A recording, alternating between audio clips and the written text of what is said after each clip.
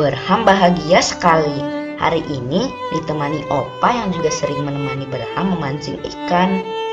Halo anak-anak, senang kita berjumpa dalam komunitas sahabat BDKA yang tugasnya bukan menjala ikan, namun menjala manusia.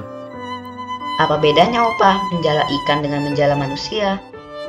Kalau menjala ikan itu, tarik ikan di laut yang hidup dan waktu diangkat jadi mati. Tujuannya untuk memberi kehidupan buat Berham serta teman-teman. Tapi kalau menjala manusia, maka kita bawa manusia yang mati secara rohani dan jadi hidup. Wow, itu Berham baru tahu. Tentunya lewat firman Tuhan. Karena Tuhan Yesus Kristus adalah kehidupan itu sendiri. Siapkan hati, buka telinga yang lebar. Ikuti terus tugas yang Allah berikan buat Elia. Halo adik-adik, pada petualangan kita kali ini kita akan mengikuti Yehu. Namun sebelumnya, mari kita berdoa, kita mohon pimpinan Tuhan. Bapa, sekali lagi kami bersyukur kami boleh melihat sejarah kerajaan Allah. Tolonglah kami untuk boleh melihat prinsip-prinsip kebenaran firman dan memegangnya dalam kehidupan kami. Dalam Kristus Tuhan kami berdoa. Amin. Adik-adik, Allah kita adalah Allah yang maha adil dan maha kudus, sehingga tidak ada dosa sekecil apapun yang bisa lepas dari penghakiman dan penghukuman Tuhan. Tetapi Allah kita adalah Allah yang penuh kasih, yang panjang sabar, menantikan manusia berdosa untuk bertobat. Demikianlah panjang sabar Tuhan menantikan Yoram untuk bertobat dari kejahatan-kejahatan di mata Tuhan. Tuhan memberikan peringatan, memberikan firman-Nya untuk Yoram supaya dia bertobat, tetapi Yoram tidak mau dan mengeraskan hati. Adik-adik, Yoram ini adalah Raja Israel yang pada waktu itu dia mendapatkan luka karena perang melawan Hazael dan dia dirawat di istananya, di istana Israel. Ketika itu pasukan Israel sedang bertahan di Ramot Gilead. Di saat itulah Tuhan menggerakkan Elisa untuk mengutus seorang nabi muda datang ke Ramot Gilead untuk mengurapi Yehu menjadi raja atas Israel. Setelah Elisa memberikan pesan-pesannya, kemudian Elisa berkata kepada nabi muda itu, "Setelah kamu mengurapi Yehu sebagai raja atas Israel, segeralah tutup pintu dan berlarilah, jangan buang-buang waktu." Adik-adik, nabi muda ini seorang yang taat. Dia menjalankan apa yang menjadi perintah Elisa. Dia pergi ke Ramot Gilead dan di sana dia mendapatkan pemimpin pasukan Israel sedang berkumpul. Yehu juga ada di sana dan nabi muda ini berkata kepada Yehu, "Ada pesan yang harus hamba sampaikan untukmu yang panglima." Pesan? Untuk siapakah di antara kami? Untukmu ya panglima. Oh, untukku. Baiklah. Kemudian Yehu mengajak nabi muda ini masuk ke dalam sebuah rumah. Di sana nabi muda ini menuangkan minyak yang telah dia siapkan ke atas kepala Yehu, mengurapi Yehu menjadi raja atas Israel dan berkata, "Aku mengurapi engkau menjadi raja atas Israel. Engkau akan membunuh keluarga Ahab, keluarga tuanmu, untuk membalaskan kepada Isabel kematian dari hamba-hambaku.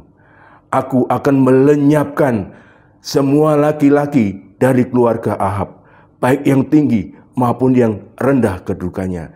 Seperti aku memperlakukan keluarga Yerobeam bin Nebat dan Baesa bin Ahia, demikianlah akan kulakukan kepada keluarga Ahab. Mayat Isabel akan habis dimakan anjing. Tidak ada seorang pun yang akan menguburkannya.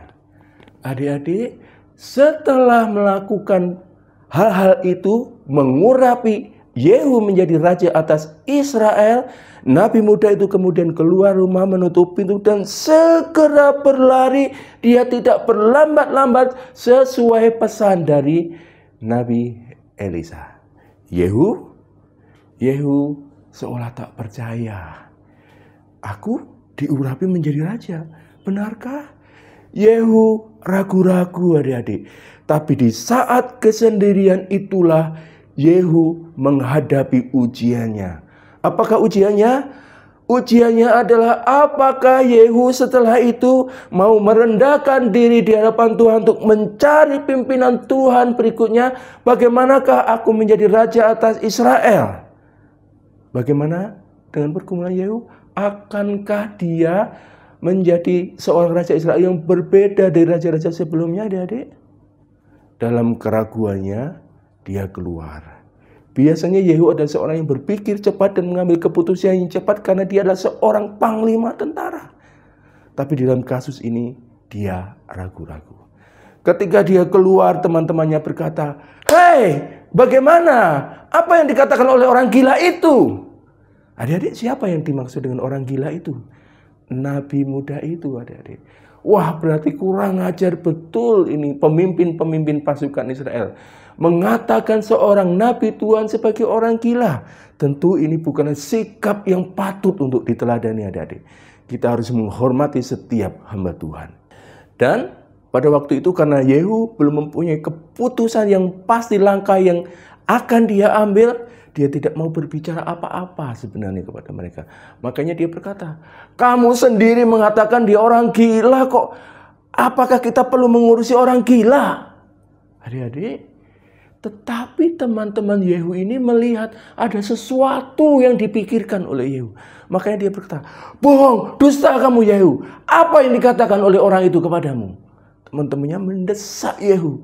Maka Yehu pun akhirnya berkata, "Ya, orang ini mengatakan ini dan itu sih kepadaku, dan dia mengurapi aku menjadi raja atas Israel." Adik-adik, ketika teman-temannya mendengar bahwa Yehu diurapi menjadi raja atas Israel, mereka setuju. Kemudian mereka melepaskan jubahnya, meletakkan di depan kaki Yehu di tangga itu, tempat Yehu akan turun dari rumah itu, dan mereka berseru, "Yehu raja! Yehu raja!" Adik-adik, Yehu sangat senang, ternyata dia mendapatkan dukungan dari teman-temannya. Dan Yehu melihat bahwa teman-temannya mempunyai pengharapan yang besar bagi dia ketika dia nanti menjadi raja. Itu yang membuat Yehu lupa untuk mencari kehendak Tuhan. Yehu akhirnya hanya menuruti keinginannya sendiri. Loh, Pak, kalau begitu Yehu tidak menjalankan perintah Tuhan. Yehu taat untuk membunuh keluarga Ahab. Tetapi dia tidak melakukannya dengan kasih dan ketaatan kepada Tuhan. Tapi dia melakukannya untuk kepentingannya dia sendiri, adik-adik. Dia didorong oleh teman-temannya. Dia didorong oleh sifatnya yang berdosa, sehingga melupakan untuk mencari pimpinan Tuhan. Adik-adik, Yehu yang seharusnya mencerminkan Kristus, yang setia kepada Allah Bapa di surga, melakukan segala perintah Bapa di surga dengan taat, sekalipun harus menyatakan murka Tuhan, Tuhan Yesus setia melakukannya di dalam ketaatan penuh kepada Tuhan. Tetapi Yehu tidak. Adik-adik, dari cerita yang telah kita dengarkan ini kita belajar kalau Tuhan masih memberikan kepada kita hidup dan Tuhan memberikan kita firman-Nya, biarlah kita cepat-cepat bertobat. Dan ketika Tuhan memberikan kesempatan kepada kita untuk melayani Tuhan, biarlah kita bergumul dengan sungguh-sungguh supaya kita dalam setiap langkah, setiap tutur kata, setiap hal yang akan kita lakukan untuk melayani Tuhan, kita lakukan dengan sepenuh hati di dalam ketaatan kepada Tuhan, seperti Kristus taat kepada Bapa di surga. Kiranya ini memberkati kita semua. Amin. Mari kita berdoa.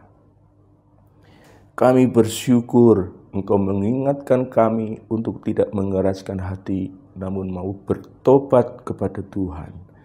Kami bersyukur Engkau memberikan kontras teladan antara Yehu dan Tuhan Yesus. Kami harus meneladani Tuhan Yesus yang setia kepada Tuhan, taat kepada Tuhan di dalam segala perkara. Kami lemah ya Bapa, tolonglah kami supaya kami sungguh-sungguh mau setia dan taat kepadamu. Pimpinlah kami bagi hormat kemuliaan nama-Mu. Dalam nama Tuhan Yesus kami berdoa. Amin.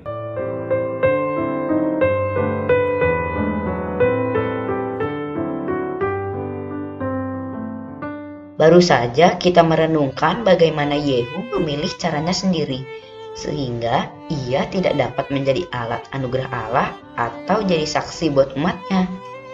Sama seperti banyak orang pada masa kini yang memanfaatkan panggilan Tuhan untuk keuntungan sendiri.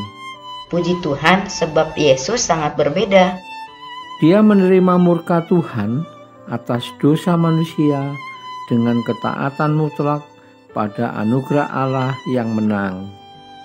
Mari kita menjadi saksi mengabarkan Injil serta memperlengkapi diri dengan membaca dari 2 Raja-Raja 9 ayat 14 sampai 37. Salam.